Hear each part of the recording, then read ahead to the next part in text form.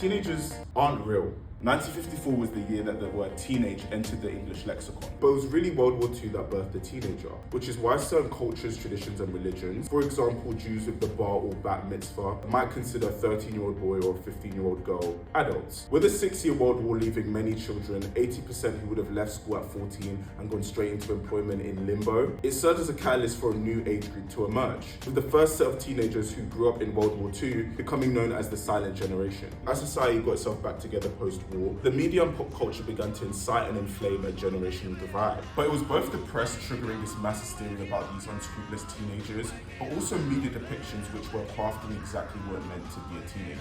American cinema boomed with the war shutting down the European film industry. A Rebel Without a Cause starring James Dean is a great example. But in 1953, the first X-rated film in British history, Posh Boy, illustrated teenage life, showcasing violence, fornication, teen pregnancy, and abortion. Putting this into perspective, how much of our notions of what it is to be a teenager come directly from media construction and consumption? As in the 50s, it's a very hostile dynamic, but by the 1960s, particularly with teenagers acting as economic agents, you start to see the cultural imprint birthed from teenage and youth culture. The 60s, we can look at examples of Beatlemania and the countercultural movement. The 70s, hippies and punks, all driven by very largely progressive ideals and the desire to take autonomy and agency, something which society largely seeks to deny the youth, which is why a lot of notions of teenagedom do focus on teenage angst and rebellion, when maybe largely it's informed by this very human desire to be. And that's something we really are denied, whether it's societal attitudes or peer pressure. The very existence of the teenage life stage, at least as a social construct, is about how when you do finally start to grow and have the internal conditions to be yourself, society pushes back and says,